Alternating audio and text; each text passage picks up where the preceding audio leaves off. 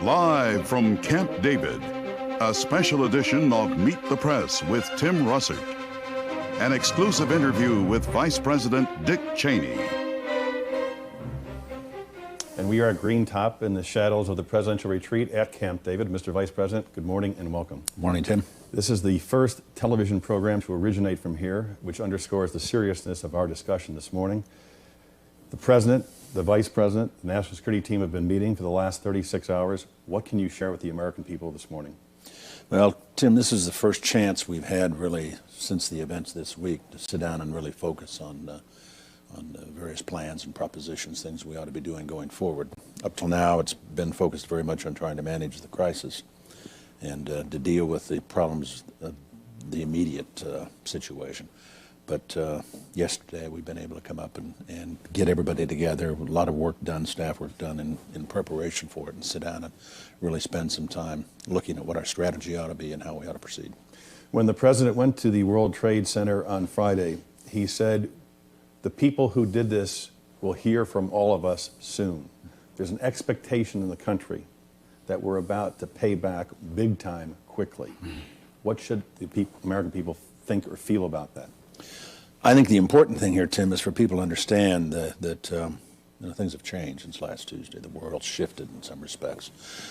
Clearly what we're faced with here is a situation where terrorism has struck home in the United States. We've been subject to targets of terrorist attacks before, especially overseas with our forces and American personnel overseas. But this time, because of what happened in New York and what happened in Washington, it's a qualitatively different set of circumstances.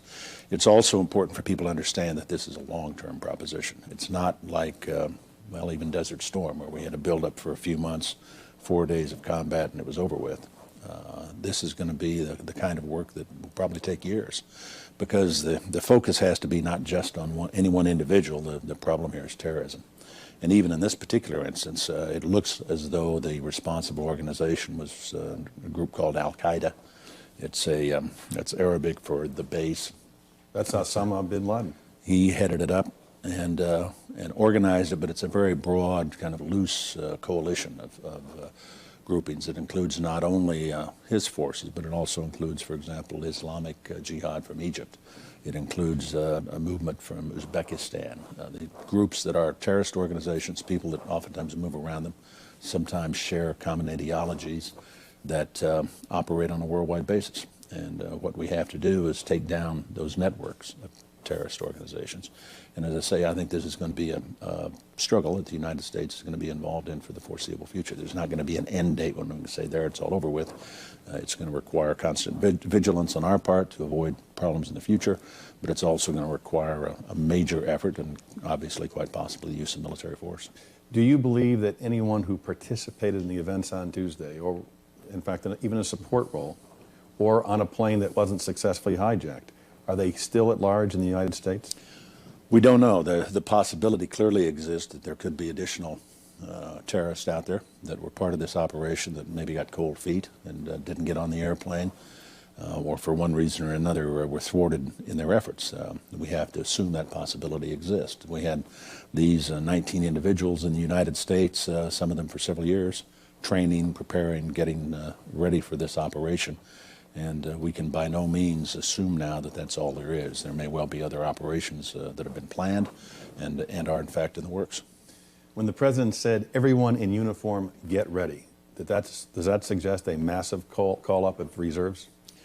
We've had some reserve call-up. We called up, of course, 35,000 reservists. We felt that was important to do here. I think the way to think about it, Tim, is to think about the target and what our objectives are here. Obviously, we're interested in individuals who were directly involved in planning, coordinating, ordering the attack. But those tend to be individuals or small groupings of individuals, cells perhaps, various places around the world. We need to go find them and root them out. But we also, what's different here, what's changed in terms of U.S. policy is the President's determination to also go after those nations and organizations and people that lend support to these terrorist operators. If you've got a nation out there now that has provided a base, training facilities, a sanctuary, as has been true, for example, in this case probably with Afghanistan, then they have to understand, and others like them around the world have to understand, that if you provide sanctuary to terrorists, you face the full wrath of the United States of America, and that we will, in fact, aggressively go after these nations to make certain that they cease and desist from providing support for these kinds of organizations. Full wrath. That's a very strong statement to the Afghans this morning. It is indeed. The president said that Osama bin Laden was the prime suspect. Why? There's just a lot of evidence to link his organization, the Al-Qaeda organization, and he's the head of Al-Qaeda, to this operation. There's some ties, for example, to some of the people involved here back to the USS Cole bombing in Yemen. We're able to tell, going back now, looking at relationships and the way they've operated in the past, we're quite confident that, in fact, as the president said, he is the prime suspect. That doesn't mean we know all there is to know yet. That doesn't mean there weren't others involved. As I mentioned, the Egyptian Islamic Jihad has a very close working relationship with this organization. So there may well be others. We want to continue to investigate aggressively to make sure we've wrapped up and understand fully all who were involved. But clearly the evidence at this point takes us very much in that direction. You have no doubt that Osama bin Laden played some role in this. I have no doubt that he and his organization played a significant role in this. Were you surprised by the precision and sophistication of the operation? Well, certainly we were surprised in the sense that there had been information coming in that a big operation was planned, but that's sort of a trend that you see all the time in these kinds of reports. But we did no specific threat. No specific threat involving really a domestic operation or involving what happened, obviously, the cities, airliner, and so forth. We did go on alert with our overseas forces a number of times during the course of the summer when we thought the threat level had risen significantly. So clearly we were surprised by what happened here. On the other hand, in terms of the sophistication of it, it's interesting to look at, because clearly what happened is you got some people committed to die in the course of the operation. You got them visas. You got them entry to the United States. They came here, some of them enrolled in our commercial aviation schools and learned to fly, courtesy of our own capabilities here in the United States. Then what they needed in order to execute was some degree of coordination, obviously, in terms of timing. But they needed knives, cardboard cutters, razor blades, whatever it was, and an airline ticket. And that's it. They then were able to take over the aircraft and use our own, heavily loaded with fuel, large aircraft to take. Intentionally choosing planes that had lots of fuel and few passengers. It certainly looks that way. And so the sophisticated, on the one hand, it's very simple. It doesn't involve a lot of hardware or complex devices that they have to bring into the United States. They, in effect, turn some of our own system against us. But its simplicity does, in fact, also speak volumes in terms of planning, creativity, ingenuity in terms of how they go about these kinds of operations. We clearly will have to revisit our visa procedures. We've got to look at all aspects of the operation here in terms of what happened. Clearly, there are going to be a lot of lessons to be learned from it. But it's important for us, too, not to get trapped into thinking if we just guard against another situation where terrorists can hijack airplanes and use them to hit vital targets in the U.S., that we've dealt with the problem. I'm sure they're out there right now thinking about new, creative ways to come after us that don't involve any of those techniques at all, but something totally new. Osama bin Laden released a training video, 100 minutes long, which was obtained by the Western media this summer. And I want to show a portion of that to you and give you a chance to respond to it, and we'll play it right now. These are followers of his chanting, "We have to fight every day, even to the shedding of blood in God's righteous path."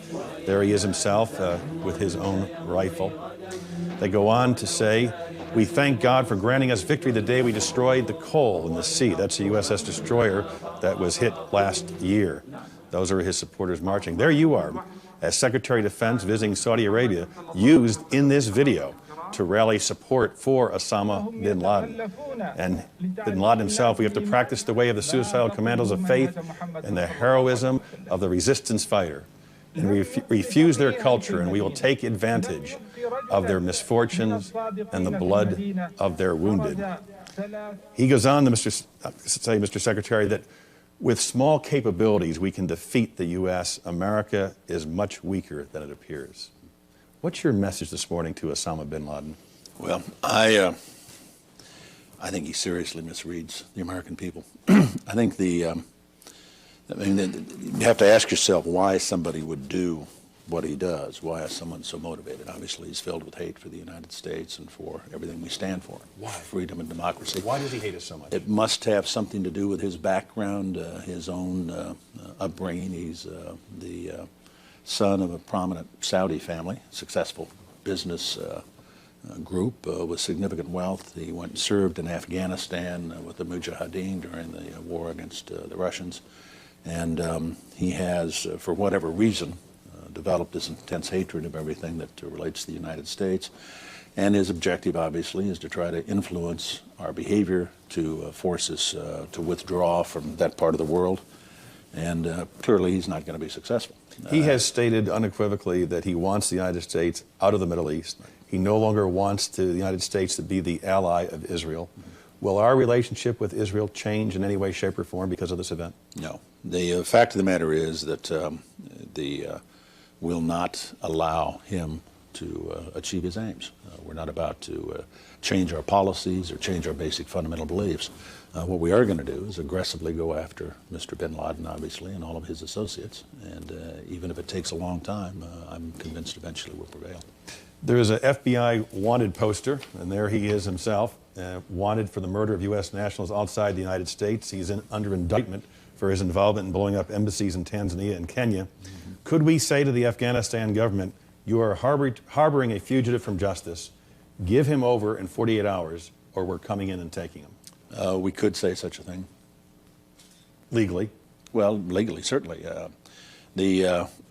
I'll simply restate again, Tim, I don't want to get into the business of predicting what specific steps we will take, but without question, the President has been very, very clear that to harbor terrorists is to, in effect, accept a certain degree of guilt for the acts that they commit.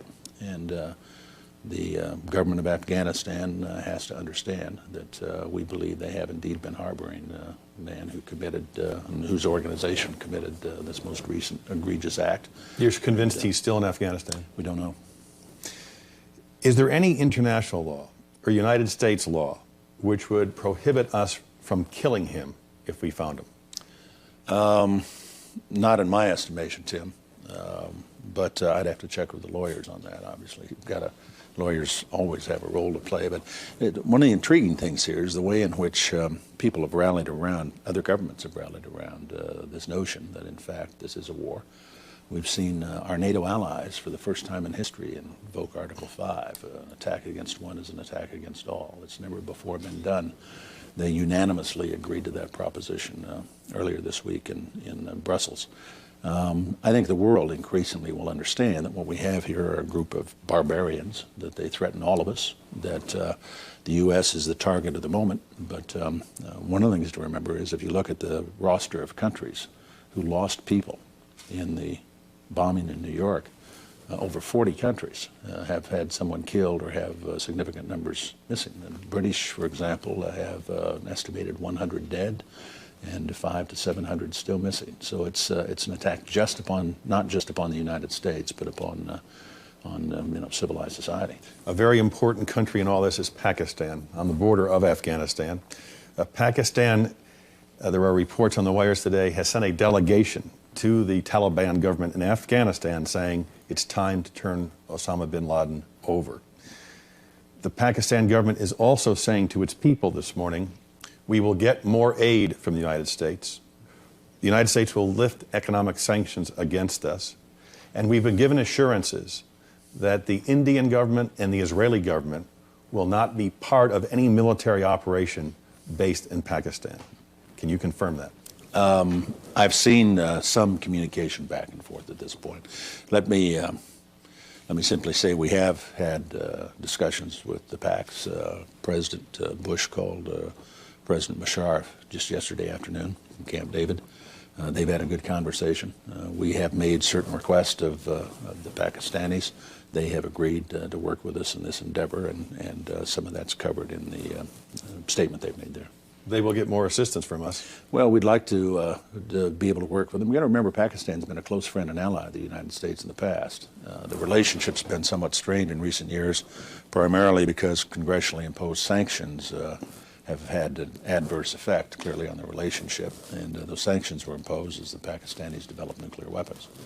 But we're clearly in a situation here where that relationship is important. It's important to us. It's important to Pakistan. Pakistan borders Afghanistan.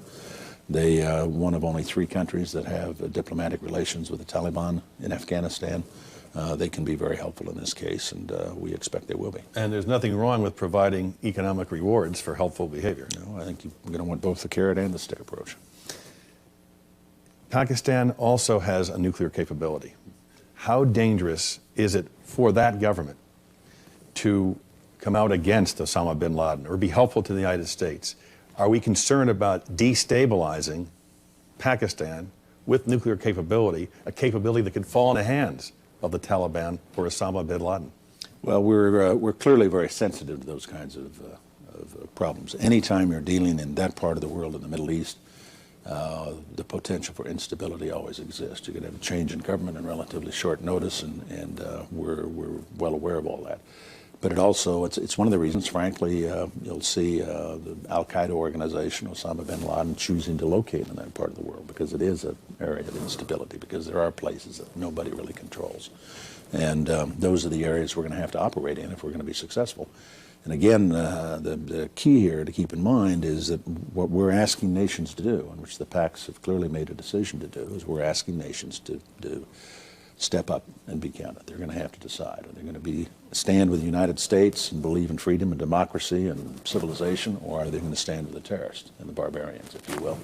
And it's a fairly clear-cut choice, and I'm delighted to see that Pakistan has, in fact, stepped up to the task. Egypt, Saudi Arabia, Jordan, 3 critical countries in the Middle East who have been somewhat supportive of the United States. They also have segments of their population that look at Osama bin Laden as a hero. If we demand that they support us, do we risk destabilizing those governments? No, I think you've got to recognize, from the standpoint of the Saudis, for example, they're a prime target for this organization of terrorists, Osama bin Laden. He's adamantly opposes the Saudi royal family. Probably second only to the United States would be his hatred for the current government in Saudi Arabia. With respect to Egypt, for example, and the Egyptian Islamic Jihad, these are groups and organizations that have threatened the government of Egypt in the past. President Mubarak's been the target of several assassination attempts during the course of his career, some of them promulgated by these kinds of groups and organizations. So I think governments, friends of the United States, the governments you mentioned, Jordan, Egypt, Saudi Arabia, etc., they understand very clearly that it's as much in their interest as it is in ours that we end these kinds of activities, and that we put a stop to this kind of international terrorism, and I think they'll be prepared to help us. Mr. Vice President, how difficult and delicate is it to send this message that we're going to uproot terrorism and Osama bin Laden and some other cells, but that this is not a war against Islam and not a war against all Arab people?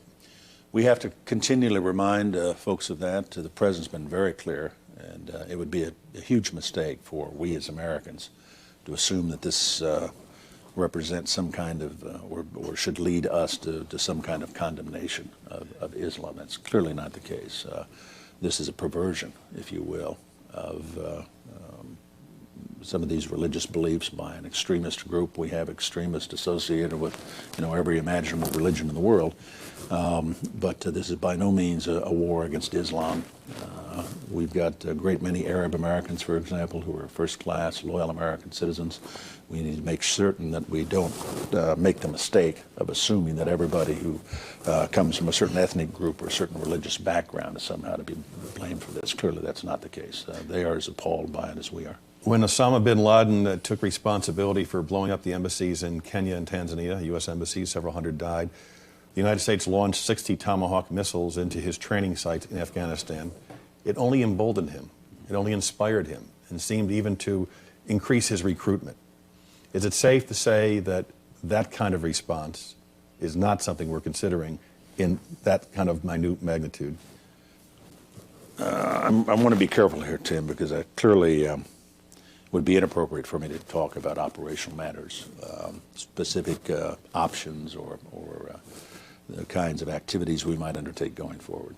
We do indeed, though, have, obviously, the world's finest military. They've got a broad range of capabilities, and they may well be given missions in connection with this overall task and strategy.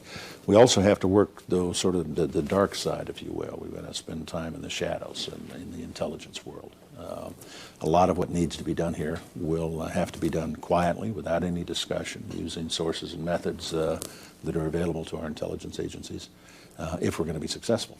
That's the world these folks operate in. And so it's going to be vital for us to use any means at our disposal, basically, to achieve our objective. There have been restrictions placed on the United States intelligence gathering, a reluctance to use unsavory characters, those who violated human rights, to assist in intelligence gathering.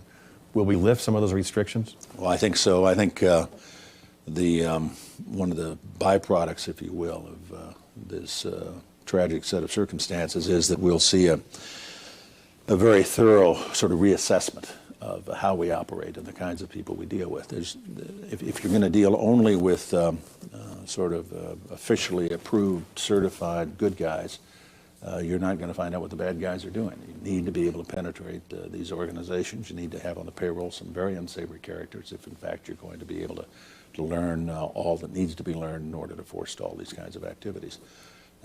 It is a mean, nasty, dangerous, dirty business out there, and we have to operate in that arena. I'm convinced we can do it. We can do it successfully, but we need to make certain that we have not tied the hands, if you will, of our intelligence communities in terms of accomplishing their mission. These terrorists play by a whole set of different rules. It's going to force us, in your words, to get mean, dirty, and nasty in order to take them on. Right. And they should realize there'll be more than simply a pinprick bombing. I think it's the thing that I sense, and of course now it's only been a few days, but I have never seen such a determination on the part of my colleagues in government, and the part of the American people, and the part of our friends and allies overseas, and even on the part of some who are not ordinarily deemed friends of the United States, determined in this particular instance to shift and not be tolerant any longer of these kinds of actions or activities. Even if we take out Osama bin Laden, that will not stop terrorism. No, he's the target of the moment, but I don't want to convey the impression that somehow, if we had his head on a platter today, that would solve the problem. It won't. You've got this organization, as I say, called Al-Qaeda. So somebody described it the other day as it's like an internet chat room. The people who come and participate in it, for one reason or another, engage in terrorism, have sometimes different motives and ideologies, but the tactics they use, the way they operate, their targets, that'll continue until we go out basically and make the world unsafe for terrorists. And that's a key part of the strategy in terms of working aggressively with those nations that have previously provided support and sustenance and sanctuary to see to it that they no longer do that. You wouldn't mind having his head on a platter? I would take it today. Saddam Hussein, your old friend, his government had this to say: the American cowboy is rearing the fruits of crime against humanity. If we determine that Saddam Hussein is also harboring terrorists, and there's a track record there, would we have any reluctance of going after Saddam Hussein? No. Do we have evidence that he's harboring terrorists? There is, in the past, there have been some activities related to terrorism by Saddam Hussein, but at this stage, the focus is over here on Al-Qaeda and the most recent events in New York. Saddam Hussein's bottled up at this point, but clearly we continue to have fairly tough policy where the Iraqis are concerned. Do we have any evidence linking Saddam Hussein or Iraqis to this operation? No. Let me turn to the events of Tuesday. Where were you when you first learned a plane had struck the World Trade Center? Well, I was in my office Tuesday morning. Monday I'd been in Kentucky and the president had been in the White House. Tuesday our roles were sort of reversed. He was in Florida and I was in the White House Tuesday morning. And a little before 9, my speechwriter came in. We were going to go over some speeches coming up. And my secretary called in just as we were starting to meet, just before 9 o'clock, and said an airplane had hit the World Trade Center. That was the first one that went in. So we turned on the television and watched for a few minutes, and then actually saw the second plane hit the World Trade Center. And as soon as that second plane showed up, that's what triggered the thought terrorism. You sensed it immediately. This is deliberate. Yeah.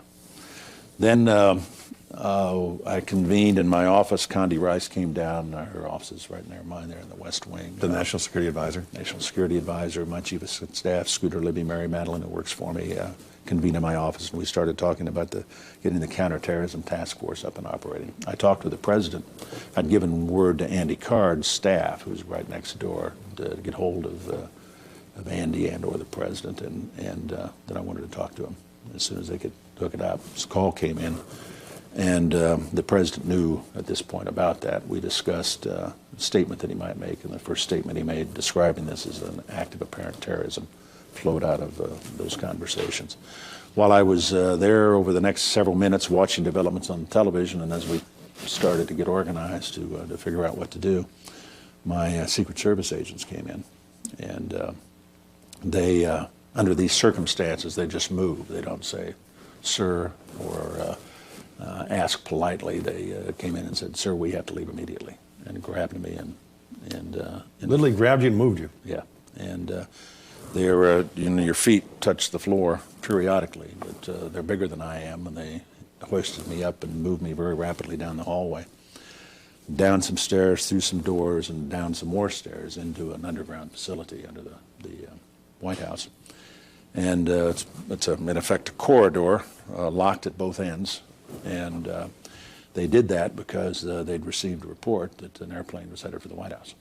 This is Flight 77. Which had left Dulles. Flight 77. It left Dulles, flown west towards Ohio, been captured by the terrorist. They turned off the transponder, which led to a later report that a plane had gone down in Ohio. But it really hadn't, of course. And then they turned back and headed back towards Washington. As best we can tell, they came initially at the White House. And the plane actually circled the White House? Didn't circle it, but was headed on a track into it. The Secret Service has an arrangement with the FAA. They'd had open lines after the World Trade Center was tracking it by radar. And when it entered the danger zone and looked like it was headed for the White House was when they grabbed me and evacuated me to the basement. The plane obviously didn't hit the White House, turned away and we think flew a circle and came back in and then hit the Pentagon. And that's what the radar track looks like. The result of that, once I got down into the shelter, the first thing I did, there's a secure phone there. First thing I did was pick up the telephone and call the president again, who was still down in Florida at that point, and strongly urged him to delay his return. You told him to stay away from Washington. I said, delay your return. We don't know what's going on here, but it looks like we've been targeted. And why did you make that judgment? Well, it goes to my basic role as vice president is to worry about presidential succession. And my job, above all other things, is to be prepared to take over if something happens to the president. But over the years, from my time with President Ford, as Secretary of Defense, and the Intel Committee, and so forth, I've been involved in a number of programs that were aimed at ensuring presidential succession. We did a lot of planning during the Cold War, Tim, with respect to the possibility of a nuclear incident. And one of the key requirements always is to protect the presidency. It's not about George Bush or Dick Cheney. It's about the occupant of the office. And one of the things that we did later on that day were tied directly to guaranteeing presidential succession, and that our enemies, whoever they might be, could not decapitate the federal government and leave us leaderless in a moment of crisis.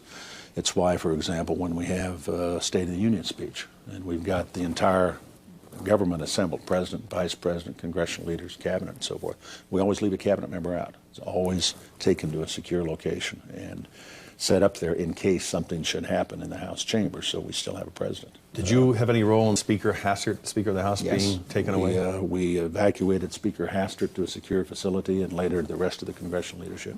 I also ordered the evacuation of cabinet members, and so we sent Tommy Thompson and Veneman, Gail Norton, also up to a secure facility.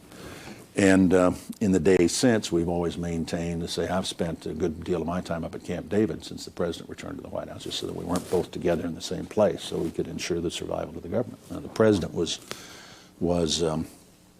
on Air Force One. We received a threat to Air Force One. Came through a credible threat Service. to Air Force One. You're convinced of that? I'm convinced of that. Now, it may have been phoned in by a crank, but in the midst of what was going on, there was no way to know that. I think it was a credible threat, enough for the Secret Service to bring it to me. Once I left that immediate shelter, after I talked to the president, urged him to stay away for now, well, I went down into what's called the POC, the Presidential Emergency Operations Center. And there I had Norm Mineta, Secretary of Transportation, access to the FAA, had Condi Rice with me and several of my key staff people. We had access, secure communications with Air Force One, with Secretary of Defense over in the Pentagon. We had also the secure video conference that ties together the White House, CIA, State, Justice, Defense. A very useful and valuable facility. We had the Counterterrorism Task Force up on that net. And so I was in a position to be able to see all the stuff coming in, receive reports, and then make decisions in terms of acting with it. But when I arrived there, within short order, we had word the Pentagon's been hit. We had word that the State Department had been bombed, that a car bomb had gone off at the State Department. Turned out not to be true, but we didn't know that at the time. We had a report that Norm had provided that there were 6 airplanes that might have been hijacked. And that's what we started working off of, was that list of 6. Now, we could account for 2 of them in New York. The third one, we didn't know what had happened to it. Turned out it had hit the Pentagon, but the first reports on the Pentagon attack suggested a helicopter, and then later a private jet. And it was only after we got hold of some eyewitnesses that we knew it was an American Airlines flight. So then we had 3 planes accounted for, but we still had 3 outstanding. We had reports of planes down in Ohio. Turned out not to be true. Down in Pennsylvania. Turned out that was true. And all of that, added with the report of a prospective attack on Air Force One itself, we'd have been absolute fools not to go into button-down mode, make sure we had the successors evacuated, make sure the president was safe and secure. Offutt was a good location for that purpose, and also in Nebraska. In Nebraska. Are you convinced there were only 4 hijackings, that there were not other hijackings attempted that we don't know about? I don't know. We know there were 4, of course. I don't think until we've completed our investigation, looked at all the ties and relationships, we'll be able to say that there were no other plans for additional planes. When you made the recommendation to the president, stay where you are, go to a secure facility in Nebraska, were you ever concerned, did it ever enter your thought process that there would be criticism of the president for not coming back to Washington during a crisis? I didn't really think about it. I mean, it was such a clear-cut case, in my estimation, that the most important thing here is to preserve the presidency. We don't know what's happening. We know Washington's under attack. We don't know by who. We don't know how many additional planes are coming. We don't know what all is planned for us at that point. Within about 35 or 40 minutes, we'd seen this unfolding of this monstrous terrorist attack. And it was absolutely the right decision. I have no qualms about it at all. The president wanted to come back. We talked repeatedly during the course of the day. He made it clear he wanted back as soon as we thought it made sense. The Secret Service did not want him back.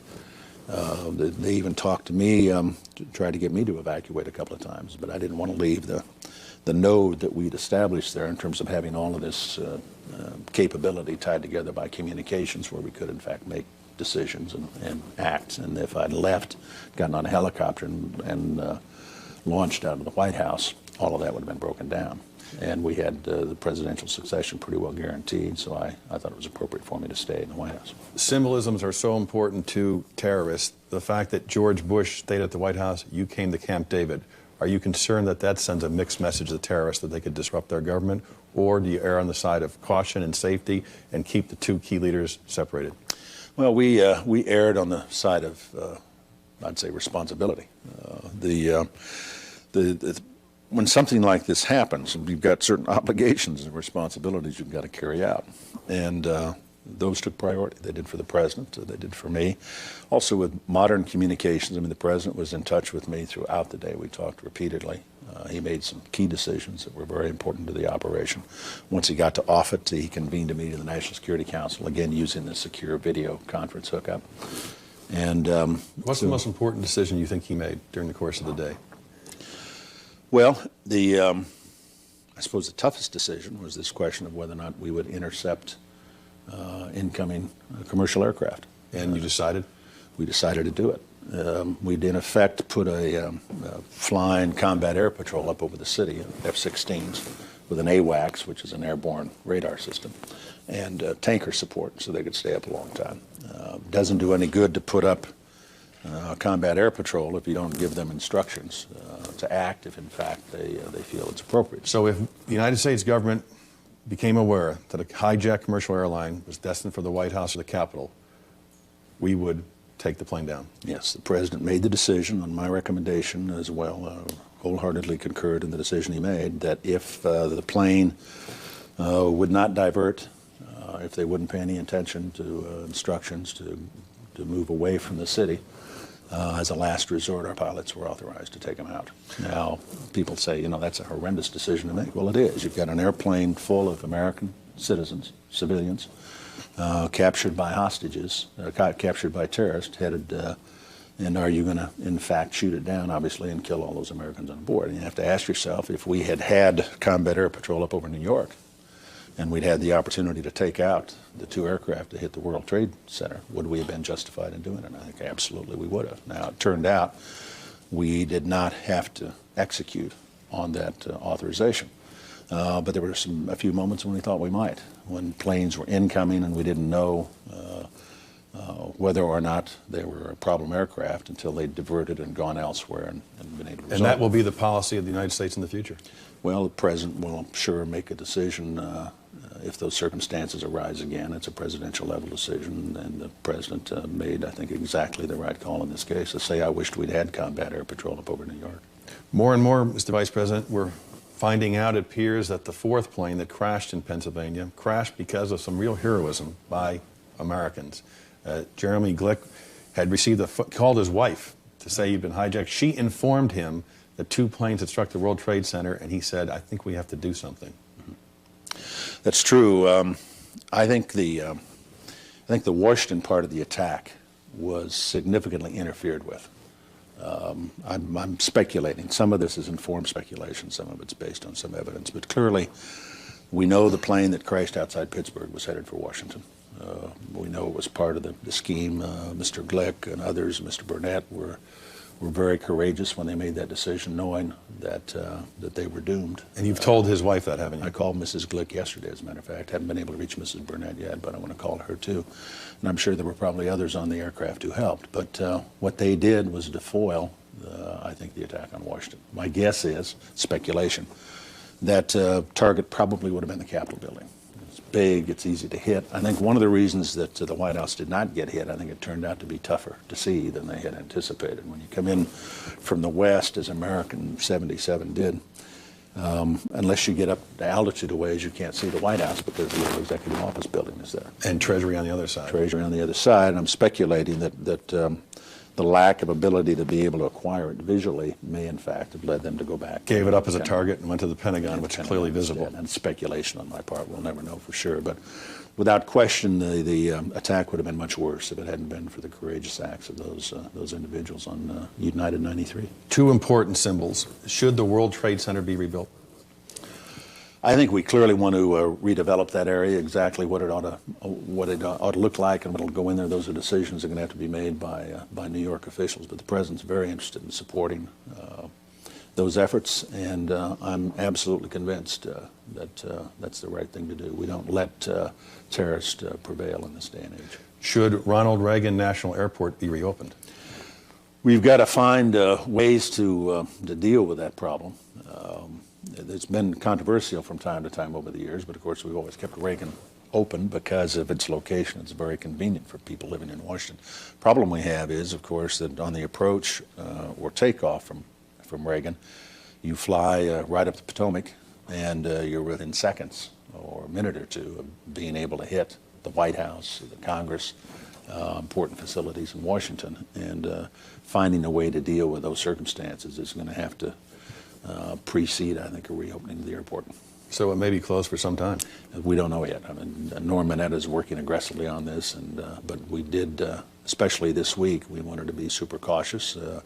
As long as there was the possibility there might be other teams out there that, in fact, plan the same kind of operation that the terrorist undertook on Tuesday, we thought it was prudent to keep it closed for now. Mr. Vice President, we have to take a quick break. We'll be right back with more of our discussion of Vice President Dick Cheney. We're at Green Top in the shadows of Camp David. We'll be right back. And we are back talking to Vice President Dick Cheney. He's been here at Camp David speaking with the President and the National Security team for the last 36 hours at least. Mr. Vice President, a lot of discussion as to our preparedness. The first hijacking was confirmed at 8:20. The Pentagon was struck at 9:40. And yet it seems we were not able to scramble fighter jets in time to protect the Pentagon, and perhaps even more than that. There have been at least 5 serious reports on domestic terrorism, how to cope with it. One given to you in May, Cheney to lead anti-terrorism plan. Were we ready for this? Were we ready for it? I think the agencies responded very well once it happened. I think the courage and the bravery of the men and women of New York, for example, the first responders, if you will, fire and rescue teams, many of whom gave their lives when the towers collapsed, was superb. I don't think you can take anything away from them. But the problem we have here, I mean, if you think about it from the standpoint of aircraft, do we train our pilots to shoot down commercial airliners filled with American civilians? No, that's not a mission they've ever been given before. Now we've got to think about that. With respect to the intelligence area, there'll be, I'm sure, a lot of sort of Monday morning quarterbacking, second guessing, if you will, about whether or not there was an intelligence failure. Clearly, we did not learn of this operation, or we would have stopped it if we had. But I think it's important to remember that our men and women in the intelligence business out there all over the world, 365 days a year defending and protecting us, oftentimes very successful, oftentimes in ways we can never talk about. But we clearly need to do everything we can to forestall those kinds of activities by improving our intelligence capabilities, and this offers a lot of lessons learned. At the same time, the key, though, is to go eliminate the terrorist. We may never have 100% perfection in terms of our intelligence capabilities to be able to penetrate and know about all of these kinds of operations. Timothy McVeigh, for example, in Oklahoma City. But if we go after the terrorist, if we deny them sanctuary, if we take out their bases and their locations where they operate, that's probably the most effective way to deal with this threat. But we have to recognize, no matter how good we are, no matter how aggressively we pursue this, we're likely to be subject to that, partly by the very nature of our society. We're an open society. We love it that way. That's very important to preserve that and not to let the terrorist win by turning ourselves into some kind of police state. The chairman of the Senate Intelligence Committee said this was a failure of great dimension in terms of intelligence. Will George Tenet remain as director of the CIA? I think George clearly should remain as director of the CIA. I think I have great confidence in him. I've watched him operate now and worked closely with him for the last 7 or 8 months. I think he and his people do superb work for us, and I think it'd be a tragedy if somehow we were to go back now in the search for scapegoats and say that George Tenet or any other official ought to be eliminated at this point. I don't think you can say that. When Air Force One returned to Washington, we saw it accompanied by fighter jets. Right. General Norman Schwarzkopf, a man you know well, has suggested that perhaps in the short term at least, Air Force One should be accompanied by fighter jets while flying over the United States, just as a precaution. Perhaps. I don't know that we've made that judgment yet, that decision yet. What happened on Tuesday, of course, once we got all the aircraft grounded, that gave us a fairly high degree of confidence that we were in control. The problem was there were some 2,000 aircraft up when this operation started, and it took several hours to get them all down. And as long as there were aircraft up and there was a report of a threat against Air Force One and there were aircraft we couldn't account for that might in fact have been taken by the terrorists, flying cover for Air Force One was very important. Would we consider using fighter jets to protect Air Force One for the short? I think if we believe it's necessary, we absolutely will. In Europe, the government provides security at the airports. Highly trained, well-paid specialists. Here in the United States, it's a low-paying job hired by the airlines. Would we consider having the government take over airline security, airport security? We're clearly going to have to look at this whole question and find ways to improve and enhance our security. Without doubt, and it's going to be a prime focus for Norm Mineta and the folks over at the FAA. Exactly what the answer ought to be, Tim, I don't have enough information now to be able to judge that. But without question, this was a significant failure there in the sense that they were able to take four aircraft. But again, they didn't do it with guns or explosives, they did it with knives. The airline industry is losing $300 million a day, several teetering on bankruptcy, or at least Chapter 11. Would you support a federal bailout of both loans and grants and assistance to the airline industry?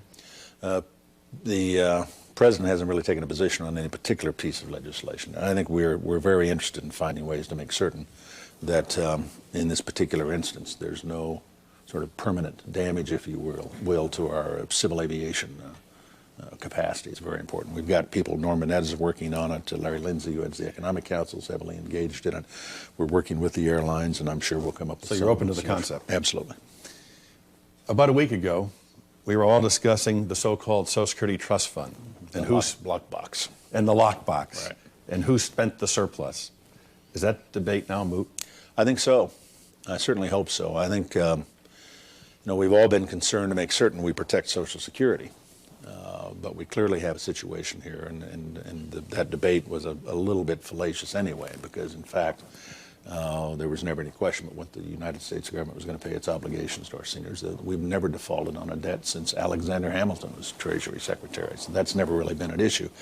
But clearly at this stage, we do have a surplus that's generated primarily by the payroll tax, and as has been true oftentimes in the past, that comes in. We were using it to retire debt. Clearly some of it now is going to be used to meet this emergency. The urgent supplemental that Congress passed this weekend of some $40 billion. Take those steps we need to take, both to recover from this attack as well as to do everything we can to prevent future ones. The President said he would use the Social Security surplus in case of war and or recession. Right. Do we now have both war and recession? Quite possibly. We clearly have a war against terrorism, and we don't know yet what the third quarter is going to be like. But if the economists come in and revise the second quarter down into negative territory in terms of gross domestic product growth, and the third quarter, third quarter of the calendar year, fourth quarter of the fiscal year. And the economic shock from this. Yeah. If that comes in negative, then we'll have the definition to negative quarters that would qualify as a recession. What about the debate over missile defense? Many Democrats are saying this now proves that our focus should be on terrorism and counterterrorism and preparedness, and that the primary threat is not something the missile defense could take care of. Well, I just fundamentally disagree. I mean, there's no question about what there's a threat on the terrorist front, and we've got to deal with that. We've been working it. We'll continue to work it. But there also that this does not in any way diminish the threat with respect to ballistic missiles down the road. A ballistic missile equipped with a weapon of mass destruction, a nuke, for example, a nuclear weapon, would be far more devastating than what we just went through. If one of those was to hit one of our cities, or to hit a major base overseas where U.S. forces are deployed, the casualty list would be higher. The consequences would be even greater than the terrible tragedy we've just been through. So we can afford this war on terrorism and a missile defense system? I don't see, Tim, how anybody can argue that we cannot afford to defend America. And we're going to have to defend it against conventional threats. We're going to have to defend it against ballistic missile threats. We're going to have to defend it against the threat of terrorism. And I think for public officials to argue because we got hit with a terrorist assault, we should ignore the ballistic missile threat out there strikes me as irresponsible. The stock market has been closed since Tuesday. It reopens tomorrow. Are you concerned? I think that our economy is strong. I do believe the market's going to open tomorrow. That's clearly the current plan and expectation.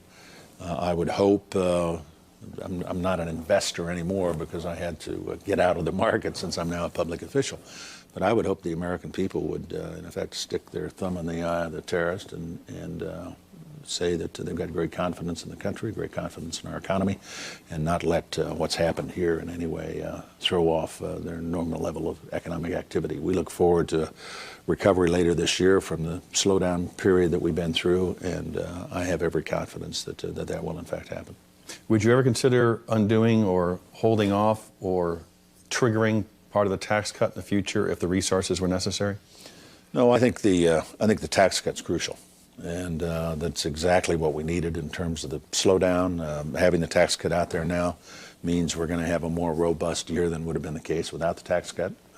It's a key piece of stimulus, and I think the President did exactly the right thing. There is such fervor, such emotion, such anger in the country right now. And as we conduct this war against terrorism, as you said, it's going to take days, months, years. What do we ask of the American people? Will they have to sacrifice in order to help win this war? I guess I would ask vigilance. Be aware of what's going on around you. Don't operate on the assumption that somehow because we live behind two oceans, we're immune to attack. We now know we're not. I would ask, obviously, that they be understanding, if you will, of the importance of the effort that we're going to have to undertake here. We may end up, with more stringent security measures at airports and things like that. But I think there's a unity and a spirit out there that I have not seen for a long time in this country. I see it on Capitol Hill between Republicans and Democrats. I see it the workers who were cleaning up the mess in New York where the president visited yesterday. I see it in the people I've talked with, and I think we have to recognize we are the strongest, most powerful nation on earth. We've got a tremendous set of accomplishments and an enormously bright future ahead of us. There are those in the world who hate us, and they will do everything they can to impose pain, and we can't let them win. And we'll find them. We'll find them. Mr. Vice President, we thank you for inviting us up to the mountains here with you, and we'll be watching you very carefully. Thanks, Tim. Like all of you, I've spent this week wiping my eyes and grinding my teeth and wondering why. I've drawn strength from a story about a man I knew, Father Michael Judge, the chaplain of the New York City Fire Department, a Franciscan. He raced to the World Trade Center after the explosion to comfort the injured. While administering the last rites to a dying rescue worker, he himself was killed by flying debris. New York's bravest physically carried Father Mike away. They brought his body first to the altar of St. Peter's Church, where it would be safe, then to their firehouse on 31st Street, Hook and Ladder Company number 24, directly across from the Friary where he lived. They wrapped him in sheets and placed him in one of their own bunks. They asked his fellow Franciscans to cross the street and join them. Together, firemen, priests, and brothers wept and sang the prayer of St. Francis. May the Lord bless and keep you and show his face to you and have mercy on you. That is the way of New York. That is the spirit of America. From February 1945 at Iwo Jima to September 2001 at the World Trade Center.